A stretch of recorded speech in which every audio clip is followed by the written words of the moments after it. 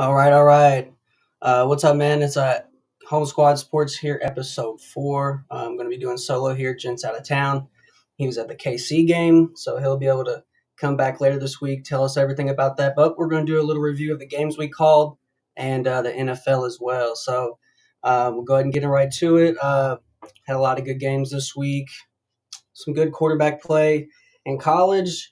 NFL, not really, which just seems to be the case, honestly, the past couple years. But I don't know, 17 games, a lot of these players not playing preseason, so I guess we just got to wait and see. But let's go ahead and get into it here. Just go ahead with our pick six games that we've had picked for the week out of the college. Some blowouts here that, some on paper that look better, but some not really. But let's go ahead and get into it here. First one we had was Memphis. Gent called that one. I think they were plus 6.5, opening up, maybe closed at plus 5.5. But Memphis Tigers went ahead and got the job done. Norvell looking at it, 0-3 to start the year.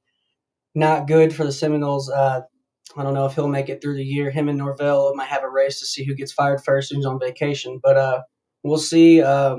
A lot to unfold in that game. I'd say we got some stats from that game. You're going to see in the stats. I mean, stats don't lie. Eye in the sky doesn't lie, is what people say, with the film and stuff. So what we're seeing from Florida State, I guess, is just, I don't know. They're just imploding. They didn't get the right quarterback. It's not going as well as they thought, I guess, with transfer portal or they just have a pretty much a mix of bad things going on there. But same thing with Florida. I mean, Florida football, the best team is Miami, and it's maybe not close. It's not close. So I don't know. Nobody saw that coming. People thought maybe this was Miami's year. They'll go ahead and get the ball rolling and be the Miami of that I grew up seeing, and how they're just trying to get back to those old ways. But Memphis, came in there, got a road win, big win, another one. They're looking good. They've been good the past couple of years. I feel like they've been slept on the past couple of years. But people are waking up. A lot of people are saying it's watered down just because of the transfer portal, and they're saying that there's just these big teams shouldn't be losing to these little teams, and it shouldn't even be close. But I beg to differ. I think the transfer portal is really just it's lowering the gap, and these bigger schools have to bring their A game every single week, and these little schools are getting a payday, but like I've mentioned in the past, they're trying to get a bigger bag too, maybe get a bigger offer, an NIL deal to a bigger school. So we're going to see that, I think, all year. All year, I think they're going to be close games for a number of reasons, just because if you do go to the playoff and say if you don't get the bye, I think first 4 seeds get a bye, you're going to have a longer road, means you're going to have more games to play. So I think some of them you're going to see kind of just getting into the swing of things, not a load management type thing that we see in basketball, but just them not, fully, I guess, just bringing everything out on the table, early on. A lot of teams wait till the bye week. But we'll go ahead and move on to Mizzou. Missouri's the sixth team in the nation. I don't remember last time they've been that high. I know back then with Chase Daniel era, Jeremy Macklin, they were solid. They've had some good ones with Franklin and with Matty Mock since they've been in the SEC. But since they've been in the SEC, this might be the best team that I don't know that they've had. But I watched the game. They did good. I thought they were going to kind of blow it at the end. They really didn't. Bill O'Brien there at Boston College gave them a run. I don't think Bill O'Brien has the quarterback he's used to having. He's usually, ground and pound. He was coaching at the Patriots, so he's playing his brand with what he has. I think when you get a new team, when you're a new coach and you inherit a whole roster, you kind of just have to work with what you got. If it doesn't fit what you want to run as a coach, and then maybe next year or the next couple of years, you'll be able to run what you want to run with the guys that you recruited and brought in. But right now, with him being a new coach, he only had so much time to go ahead and get his own guys in the building. So he has to do with what he has to do, which he's a professional coach. It's what they pay him the big bucks for. He's got to do. He's done well. They get good yards per carry. They're smash mouth team, but with their quarterback Castellanos, he does get kind of mobile. So Bill O'Brien's not really used to having that. And, I think he'll be able to evolve with his play calling throughout the season. I thought Boston College was maybe going to narrow it out. They almost did, But Mizzou definitely backed up the ranking this week, and then we'll move on to go ahead and Texas A&M and Florida. I said, man, it's the narrative everywhere. The whole nation's like brought in on getting this guy out of his job, Billy Napier. It seems like the Jimbo thing a couple years back when everyone was just the only story you heard was when's he getting fired? It's only a matter of time, and yeah, it's only a matter of time with him. I never thought it was a good hire.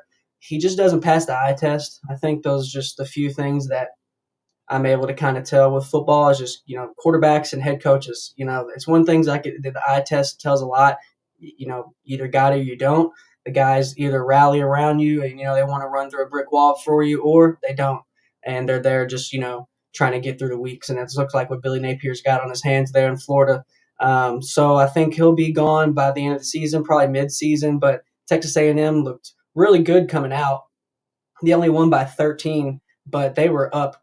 They should have been up by a whole lot more. They were kind of shooting themselves in the foot with some turnovers and penalties. So, but they went ahead and got the dub. And anytime you can get that, they'll take it. So Florida looks like, the narrative was kind of right on them preseason wise, how they're really not just going to be playing real football this year. So maybe next year. I know at the game, though, we did have a quarterback recruit that we was able to review and kind of just look over at Elite 11, Will Jackson.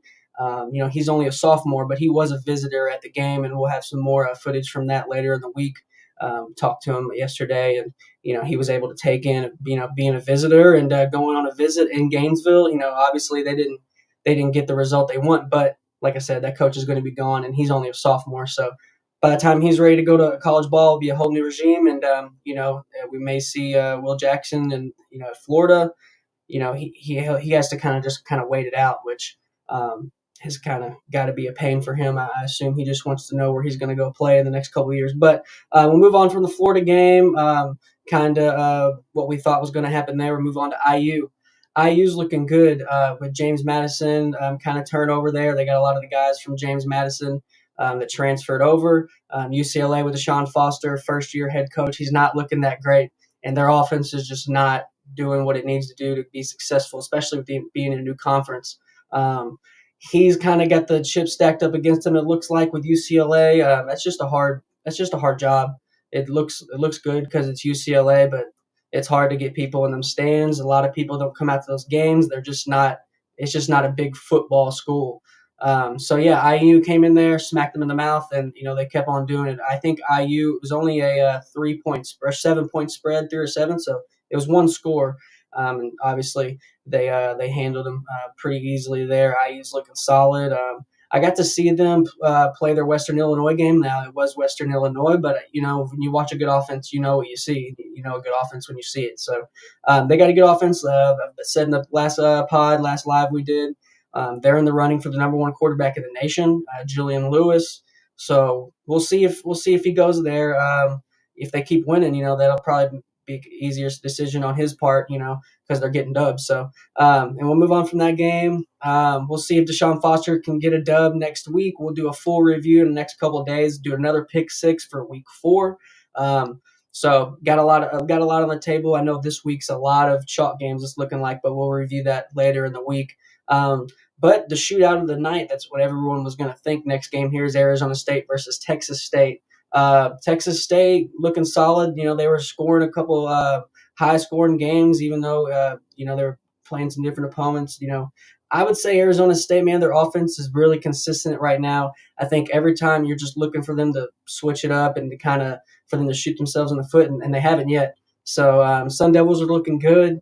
I was able to watch a little bit of that game. I think the over and under was a little bit higher. I think it was 66, so didn't quite get there. But I think the reason we didn't get there is because these teams were week 0 teams, so they was among the first to play, and they're already getting some games under their belt quicker than others. So Arizona State, maybe a team to watch out there. I know they got a tough matchup coming up this week, but we'll dive into that later in the week, like I said. But with Kansas State, on the other hand, straight smacking Arizona, 31-7. Fafita wasn't able to really get his rhythm going. I wouldn't say his stock's falling crazy. I think people thought it was going to rise, these first couple weeks, but it's pretty much stayed the same or pretty much, kind of fallen. I don't know if he's that guy as our NFL starter. I guess, time will tell. We'll see. But Kansas State looking solid. Um, every time there's, they can pretty much just waiting for them to fall. With these other teams being down, with Florida State being down, Florida being down, LSU's kind of shaky, even though they're getting wins, but they won't later on. These littler schools are showing up. Wisconsin, everybody thought they were going to show up this week, but Alabama is showing them, man, even though Saban's gone, they're able to keep the culture alive and get big wins. Milrow looking like, he might be there in the Heisman candidacy. I would say he is, but I don't know. But we want to do a deeper dive, like I said, with this Florida game. Won't harp on it too long, but you will see some big stat differentials here. I'm looking now, what I see, at least, from just what stands out when you first see a stat sheet, I look at a few things. I look at total yards. I'll look at yards per pass if they're passing a lot. With Texas A&M, they had 10 yards per pass. It's a first down every time they get a completion. So, yeah, not good on defense there. They had 310 yards rushing, which is crazy. That means the clock's running, right? And, Florida matched the 310 rushing yards with 52. 52 rushing yards to 310. Now, did Texas A&M have more attempts? Yeah, they did. But why? Because they were on the field, because, they couldn't get them off. Third down efficiency, 5 for 13, not great, but not horrible. But then you have to compare it. Florida got 2 of 9 third downs. And then when a lot of teams are going for it on fourth down, I mean, they're not punting that much in college this year so far. What I've noticed, at least. So I've seen just on fourth down efficiency, Texas A&M got 2 of 2 at fourth downs. So, I mean, 100% on fourth downs, short yardage. It doesn't matter if you can still convert them in fourth downs and stay on the field and get that defense tired, that's going to show. And obviously it did. When there's a talent gap and they're tired, it gets ugly. So we're harping on it, I guess, just because, it was a beat down, even though the score is only 13. They had the ball for 37 minutes, Texas A&M did, and then Florida only had it for 22 minutes. So won't go too crazy on that. Like I said, I would say Billy Napier last, whenever their bye week is, I'd say a couple weeks after that maybe. They've already raised $26 million with boosters and alumni to get him gone for his buyout. So I don't know. I don't think it matters with Florida. They're going to come up with the money anyway. So we'll go ahead and do a deep dive into that one. But I would say we're going to go ahead and take another look into this Florida State game in Memphis. Like I said, we did have some stats for that. We'll go ahead and deep dive. So we'll go ahead and total yards, 337 to 238. That stands out. It's 100 more yards. You know what I'm saying? So that's 10 to 14 points usually. With completions, 25 for 39. So that's not crazy. I mean, usually you're seeing these teams pass in the 40s, but with them having a nice, decent attack, we'll go ahead and look at their rushing in a second, but I just wanted to break down their passing efficiency. Not great on the third down. Like, look at here, 7 for 17 for Memphis, but you compare it to 2 to 12 for Florida State. They both did solid on fourth down. You can see here, now Florida State got 3 of their first downs, but those first downs are just to fight and stay in it. And when it's the end of the half and you're trying to get points on the board, you just have to stay out there and you have to go for it. We're seeing these teams punt less and less, which is kind of emulating the program, pro game even more. So that's good, I think. I think that's a plus, honestly. I like long drives in football and a variety, but I also like a team that just does the same thing and that sticks to their guns and what they're good at. So a lot of people tell Colorado they're not good because they don't run, but they're really good at passing. So why would they run? But, it's all about balance. So we'll go ahead and look at the rushing here with that Memphis and Florida State game. Nothing crazy. I mean, these teams are passing it, man. I mean, 65 yards and 37 yards rushing. That's just not a lot of rushing yards. It's not going to it's not winning football when it's cold out, but these teams aren't necessarily, crazy contenders. We all knew that coming in. Like I said, Deshaun Foster not looking good with UCLA. Just not looking like it's not getting off to a good start. I would say I'd give him a few years. With him being an alumni, that UCLA is a really hard job. I would say Florida's not in the same position as they were, if you compare it to Napier or anyone else. So I don't know, it's an uphill battle, but IU's looking good. You can't take them for granted if you're coming from the West Coast. I know a lot of these teams, they definitely do with the Midwest, the MAC teams, the Big Tens. They kind of just look at those teams as, lesser and inferior, and that's when they come out with those big wins, those other teams. So um, look at here, total yards, 430 yards to 238. Anytime you can go get 400 yards in a game, that's big. 300 passing, 123 rushing. Just a pretty much balanced offense in today's game that you're going to see. You're not going to see too many teams running the ball just the whole game unless, they're just out, manned talent wise and they're just trying to run that clock.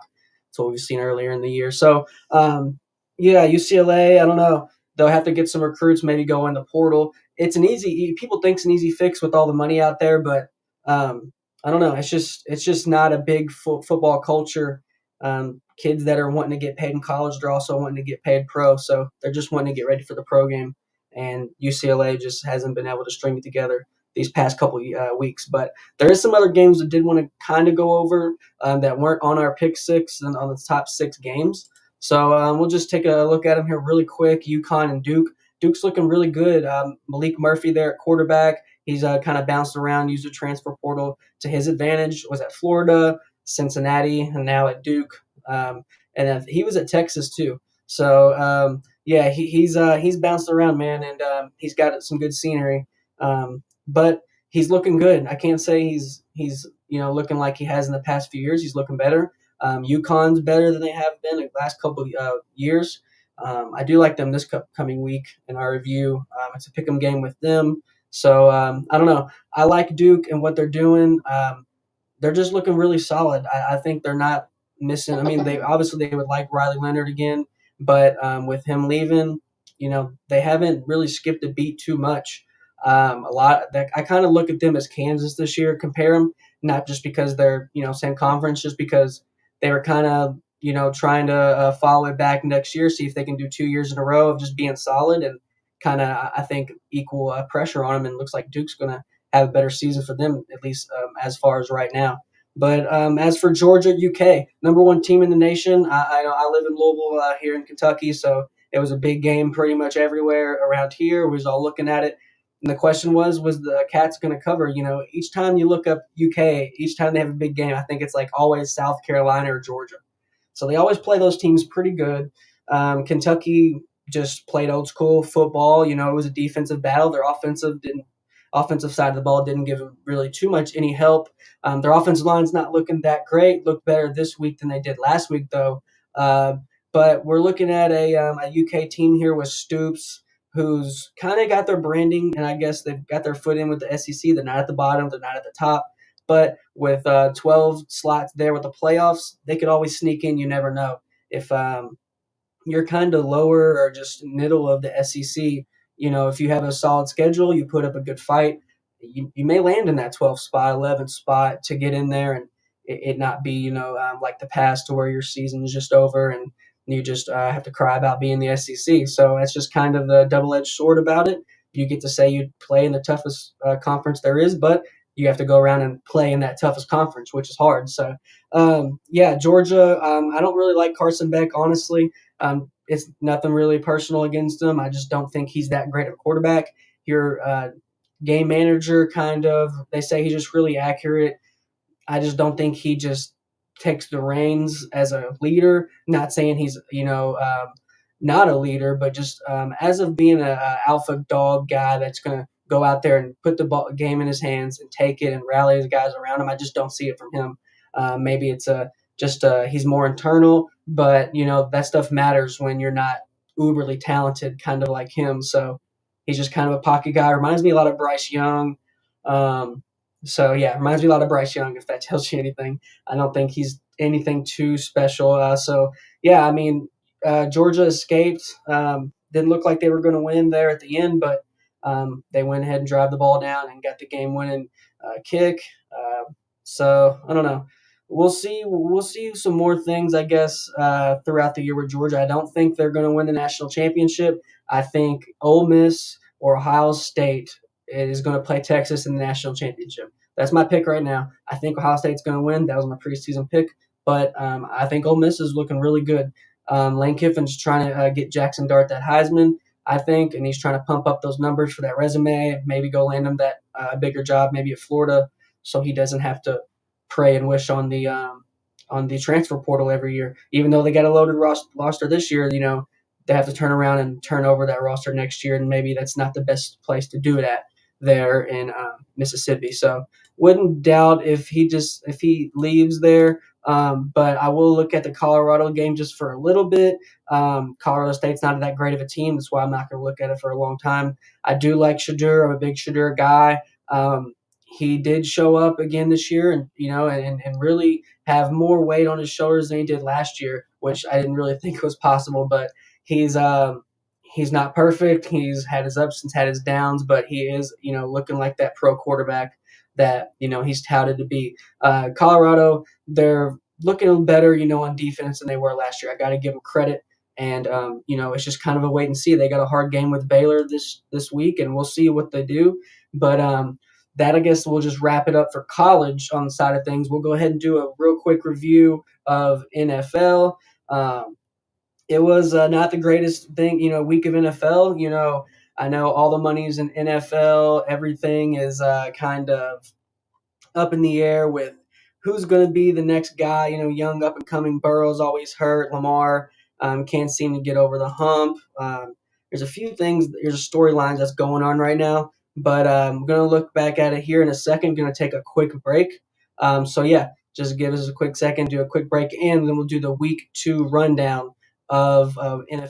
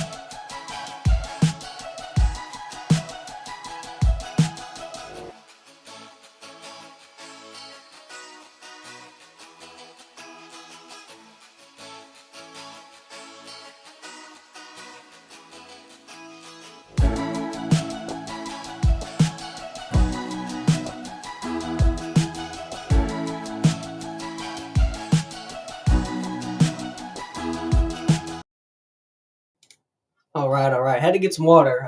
Getting parched there. Sounding like Dickie V. Um, Shout out Dickie V, by the way. I know he's recovering from lymph node cancer. So T's and P's there to Dickie V, battling cancer. Legend in the game. Speaks for itself. So, all right. Do want to go ahead and move on with NFL, do a quick review of what we saw from week 2. Man, it's not good quarterback play. I don't want to sound like, a hater or anything, but it's just not good with quarterbacks right now in the NFL. I think there were 7 quarterbacks with less than 41 yards at halftime this week. So, I mean, the quarterback play is just down. I think the only argument there is kind of with the NPA, how there's just kind of a changing of the guard, but we still got guys, and they're just not putting up great numbers. I know not every numbers isn't everything. We're still having some great games, but if 2 teams play bad, I guess that's still a good game, right? So I don't know. I guess that's what we're seeing, and from my opinion. But we'll go ahead and roll through some scores here. We'll go through Browns with Trevor Lawrence. Trevor Lawrence, I think, has lost his last 7 games, they said. I don't know, man. Like I said last week, I'd like to see him with a different coach. I don't think Doug Peterson's it, and obviously Urban Meyer wasn't. So, but jury's out on that guy. I don't know. We've seen Deshaun Watson there get a win. I don't think Deshaun Watson is really looking too good as far just as getting paid. I think a lot of people it's the narrative on him right now. It's nothing crazy. It's not a crazy hot take how Deshaun Watson's just not an elite quarterback after he got that big bread and after all them, cases he had to go through off the field. We'll talk about that. But yeah, I think that just stuff weighs on you when you're facing so much stuff off the field, that it does weigh on you eventually on the field. So yeah, they was able to come with the win though. I don't know, not the greatest of games. I guess, like I said, just to go along with the narrative. But next game we'll go with Minnesota, which actually was a crazy game. San Fran couldn't get anything going. I was watching that game. Um, Purdy, I don't know about him. I don't think that he is a long term guy of really just leading your franchise. CJ Stroud is light years ahead of that guy. I mean, that's not a crazy take, but Purdy is, been there, done that. He's been here for a few years now. So I don't know. I thought this year San Fran was going to go downhill. I don't think Shanahan has got the tools he needs to succeed. And even when he does have the tools, he doesn't really seem to get it done either. There when it gets cold, he hasn't really won any crazy big games. He gets to the divisional and then just doesn't really get over the hump for whatever reason. I think it's Purdy, but that remains to be seen, I guess. But we will go ahead and move on with Seattle. That went to OT, overtime game there with New England. I would say Gino's on his last leg. He just looks like he's just so tired out there. Sometimes even he don't move around crazy. He just looks like he's just kind of getting old out there and just trying to piece it together. Drive by drive, and he occasionally he'll throw some good passes, but sometimes you just look and just like I don't know. I don't know if he should be missing that throw. So I don't know if they'll be in the quarterback market when it comes to draft. I mean, with Bryce Young looking like Carolina is going to be moving on from him. Who knows if he'll end up there? Who knows? I think that they have a multitude of options there, but it shouldn't have been as close with New England. I mean, Drake May. Everybody thought that he was going to come in, be the guy, be the starter, but they're going ahead and they got Brissett, and they're able to come out with almost a win, and they did last week. So they're looking a lot better than people think. Gerard Mayo's out there trying to get them guys build a new culture under the new regime, which doesn't look like it's going horribly right now, especially when you haven't even touched with your quarterback touching the field yet, and you're already being a lot more competitive than you were last year. So shouts out to him, but we'll go ahead and move on to the Jets game. Will Levis out there, he may be owing the mob some money because it looks like he's throwing the games. Like literally, I've seen some of the most bonehead plays from that guy this year so far. I don't think he's good. I was able to look at him at the combine a couple of years ago. Was able to kind of see him up close and personal, and he was getting outthrown by Tyson Bagent at the combine. And I was at their combine, and I just looked at it. I was just like, I don't see how this guy's got this Josh Allen comparison. I don't know how he's pulled this off. Shouts out to him, I guess. But draft night, it kind of came, and people kind of woke up, I guess, and realized that he's just not that guy. And then last season at the end, kind of was they gave him the reins, and even then they kind of gave him some hope. But I just never bought it. Like I said, I'm from Louisville, and I got to see him in Kentucky. He just never did anything crazy there. He's just not an uberly talented. He's not an elite guy. I mean, he reminds me of a lot of like Jake Locker, and I'm not even saying that just because he's a Titan, but he just kind of bonehead and reckless with the ball, and there's only a few guys who can be kind of loose with the ball and still be able to play good. That's like Mike Vick, Mahomes, and Lamar, I'd say. But yeah, I don't know. I don't think it's going to be going too good for Tennessee. Everybody was kind of ranting and raving about their wide receiver room, but if you have good wide receivers, it doesn't matter if you can't get them the ball. So Aaron Rodgers was able to go ahead and get the dub. It came down to the end. They were in a deficit and in a hole, but they were able to pull out of it and get the win. I'm going to move on to a pretty bad game just all around here. Giants and Washington Commanders. I know Jalen Daniels said got banged up there at the end. But yeah, Giants not looking good. Looks like hopefully they'll be moving on from Danny Nichols here soon. I don't know if they will, if they'll pull the trigger. I think, with I guess their trends of handing over their franchise running back to their rivals. Maybe they'll just keep him, and they'll just keep Danny Dimes a couple more years, and who knows? I don't know. I think logic has been out the window with that franchise for a little bit here. So we'll go ahead and move on. We'll go ahead and go Cardinals. I mean, Rams came into the game banged up, but still, you thought there would be a closer game than this. I think it was still a one score. I think it was -7 for the spread going in for the Cardinals. Cardinals beat up on him, man. Marvin Harrison didn't get a touchdown in his first game. He matched that and came back with two tutties in the second. Uh, had a feeling he was going to get that score, but I definitely didn't know he was going to get two. So Kyler Murray looks like, when he can see over the line that he's, playing a little bit better, and that offense is a little bit more fluid than we've seen in the past. But health has been an issue there, so we'll see. So we'll go ahead and move on to Pittsburgh. Pittsburgh against Denver, Bo Nix, 13-6. I think Russell Wilson got hurt in this game. Nothing crazy. I think it's just an ankle. But yeah, not the greatest of game here.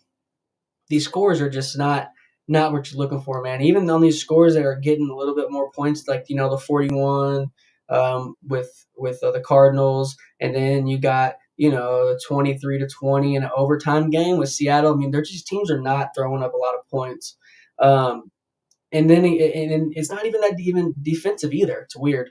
I don't know. The brand is not good, and I don't like saying the product because it is a sport, and I I like to keep it as that as more of a product. I don't really look at it as it like that. But yeah, I don't know. It's just not good right now. So it could improve down the road, but Bo Nix not able to get it done again. He looked solid the first game. I didn't watch this game honestly, so I didn't really have any interest in this game. But they said Bo Nix didn't play the greatest. So, but rookie quarterbacks, what are you going to do? He doesn't have the best situation. Caleb Williams got a better situation than that guy, and Caleb Williams is out here reckless with the ball. And I've never seen a quarterback go into a better situation, first overall pick at least, and he's kind of I don't know, he's just too reckless, and he's out there playing college football 25. It looks like so. We'll move on here from that Pittsburgh game before we get to that Chicago game and look over the game that everybody's talking about that came down to the last call. You hate to see it. At least I do when the refs kind of decide the game or when it's a penalty. They had the flag there thrown on the seventh round pick rookie. I don't know his name, but he was the corner who cost him the game. But a lot of controversy around it. I think Cincinnati and Burrow outplayed him the whole game. Literally the whole game. They shot themselves in the foot at the end. But man, I like Mahomes. I don't hate him, but there's just so many times where he just gets bailed out, and I don't know. He could really. He's like two plays. He's two plays away from being 0-2 this year, and us having a total different narrative. Now I know they didn't start that great last year. I know that, but they got better. But barely 2-0 when you're literally, if Lamar Jackson could throw better and just literally throw, they would have lost the first game. And then if that flag wasn't called, they're 0-2. Now, in my personal opinion, I don't think I don't think that PI call should have been called. Why? Because I don't think the ball was catchable. It was above and beyond, and it was behind. It was just not in the vicinity. It was too high. If the receiver was like 6'8", he would have got it. But I don't think it was a catchable ball. Did he pass interference? Yeah, but it has to be a catchable ball. So I can go on about it. It was a good game anyway. But it wasn't a good game because the teams didn't play great. But it was a good game because it was close. So we'll move on to the Texans game here with Chicago. C.J. Stroud versus Caleb Williams, two young guns. C.J. Stroud is looking solid. He didn't have an uber spectacular game, but he was able to take what the defense gave him and really able to just stay calm. Like he looks like a veteran quarterback. Looks like he's 5 years in, and he's in the second week of year two. So I love C.J. Stroud. I like him a lot. I got to see him at Ohio State. Everyone's seen him at Ohio State. He did really good. And then he did so good in the playoff. They lost to Georgia, I think it was. And then his stock just fell for no reason because he had some bad, tests because he tested bad on some written test that means nothing really with football. If you know your plays, know your formations, and pretty much just what to do and how to do it, then I don't understand why all these pre-draft. There's just too much time, I guess, after the season before the draft where they just nitpick and they just psych themselves out. So we'll go ahead and look at the last few games here for NFL for week 2, and then we'll go ahead and wrap it up, and we'll go ahead and be back later in the week for the review of the Thursday night games because we got 3 games Thursday night, 3 really good games Thursday night that we'll go ahead and look at. But we'll go ahead and get into this really in slate of week 2 of NFL, starting off with the Raiders and the Ravens. Lamar Jackson, 0-2, coming off an MVP year. They just went and picked up Derrick Henry. I think people thought that was going to go a whole lot different just off optics because they're running a lot of shotgun with Derrick Henry. Derrick Henry hasn't run the shotgun his whole career. He was downfield, and with Saban back in Alabama, he was downfield. He was under center with Tennessee for all those years, and now you're looking. He has to run in the gun when if they're running a lot of option. He doesn't know if he's getting the ball until he gets it, as opposed his whole career it's dive or whatever they're running out of under center. And then he knows he's getting the ball and he's about to go and get that first down and he's about to run over and take 3 people with him. But when you don't know, getting the ball, you don't know if you're getting it. You kind of have to accelerate.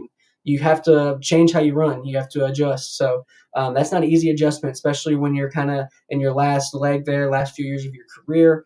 And, but he's a pro and he's one of the best backs that we've seen in a long time. I think he's the best back we've seen since, I guess, AP, so it's a long time. I really like Derrick Henry. I'm hopefully they can string it together. But, Gardner Minshew was able to overcome a really bad start and get the win.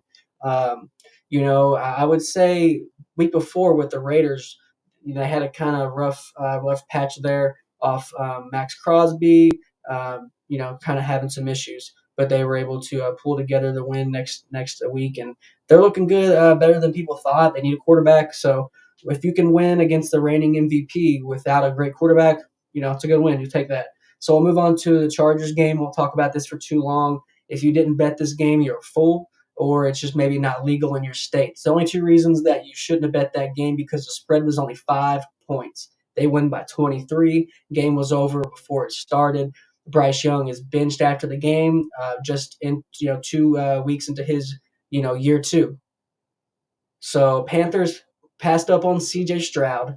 C.J. Stroud goes first year, takes his team to the playoffs, and then we got, as opposed to Bryce Young, who is second week into his second year, not looking like a fifth-year quarterback like Stroud, looking like a second stringer because he just got benched. So I never liked him. Honestly, I don't hate him. I just don't think he was the number 1 pick. He's not big. He, like I said, I've compared Carson Beck to him, which I think is accurate, and I think time will prove that. But yeah, maybe Bryce Young just needs to change the scenery. Maybe he's pull of a Sam Darnold, pull a page out of his book. But we'll see. They're going to roll with Andy Dalton next week, so I don't know. We're going to see what they can do. But as opposed to the next game, we're going to go ahead and go with Alvin Kamara and the Saints, 44-19 against Dallas. Just a beat down here. Alvin Kamara got 4 touchdowns. He got 2 back-to-back. I watched a couple of them. The Cowboys, Dak is not looking like he's worth the money. They just paid him $60 million a year, $60 million a year. And he's worth like 30. And he's not even worth that, but he's a starting quarterback in the NFL, so you got to pay him, get it. And just with the NFL, a lot of people don't know they have to spend their money. They have to spend a certain amount of their salary cap. They have to spend it. It's got to go somewhere. So might as well throw it to the guy who's going to be throwing the ball. But we're going to look at these last 2 games. Baker Mayfield able to get a dub against Detroit. Baker Mayfield, I would say with these younger quarterbacks, since that's come in, since he's been in the league, they make Baker Mayfield look like a G. He's bounced around, and he even had some good stints with Carolina and the Rams, and now with Tampa, looks like he's going to be their guy. And they're making him look like a all-pro guy. Not hating on Baker, but he's playing good, and these other guys make him look great. So shout out Baker. getting the win. Mike Evans, they're trying to go out on a good note. I hope they get some good wins. Like I said, I like Mike Evans. I'm a Green Bay fan, so anytime Detroit could lose, I'll take it. So we'll go ahead and end with that here with Green Bay. My team, I was really nervous going into the game. Anybody that knows me and what you all learn is I really like mobile quarterbacks, guys who can get the defense on their feet and just really have them guessing from first quarter to fourth quarter. I really like mobile quarterbacks. They open up the offense. And, just from a guy who played on the offensive side of the ball, when you have a mobile quarterback, you could just have more options. And the defense is guessing, and you're less predictable, and your offense just can do a lot more, and you can win a whole lot more different ways as opposed to sticking to one way and hoping it works. So Green Bay able to get the win. I liked him just on a potential standpoint, but he's not looking like he's got the mechanics to really get it done at a high level in the NFL, at least not yet. I don't think the jury's still out on him. In my opinion, I do like him. I don't hate him. But they weren't able to get the win. Green Bay's D line won the game. They were able to keep pressure on them, but AR can't do great when you got somebody in your face. So Green Bay able to get the win. Malik Willis, first touchdown pass he's ever thrown in his career, and also to get to win in the same game. That's a pretty good bargain. You won't hate on that. As a Green Bay fan, I will just say, and I think our wide receivers could do a little bit better.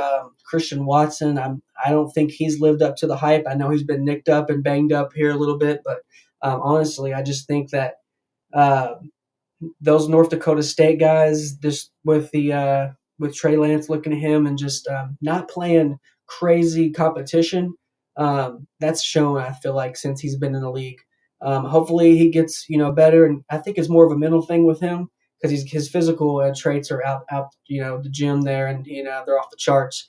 He can jump, he can run, he can catch, but you got to be able to string that stuff together, and everything is between the ears.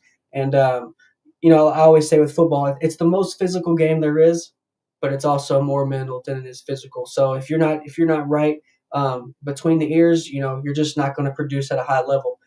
So much about succeeding in sports, wherever sport it is especially at, I would say basketball and football.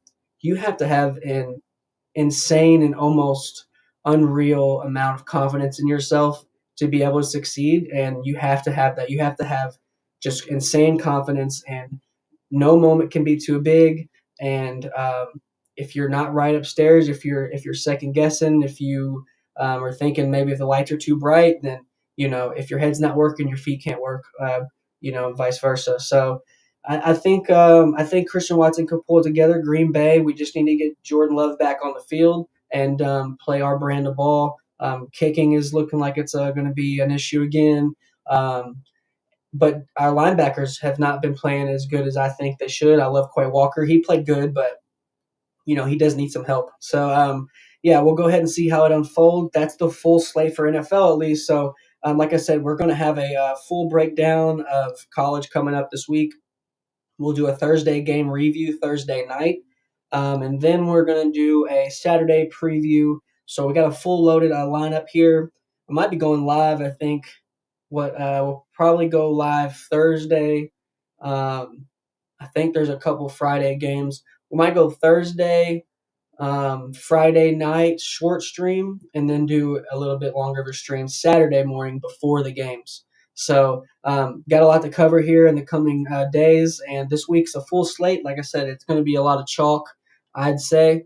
I would say there's a couple upsets that might happen. I'm going to stay away from a few of them betting wise, but there are a few that I'm going to go ahead and shove on that I'll be able to cover. But like I said, I do want to go ahead and say about the college game.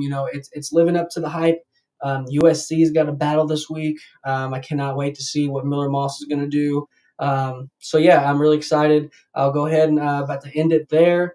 But like I said, we do have a fully loaded lineup with our streams coming up. And I do want to appreciate anyone that's tuning in live or tuning in on the back end. We are uploading there. We're on YouTube, Twitch, Kick, Rumble. So yeah, we're everywhere you can, find video or find your podcast, and we'll be uploading to a few other places too, just audio only if that's your thing. if you're at work or whatever. So, but I do want to say thanks for everyone that's tuned in.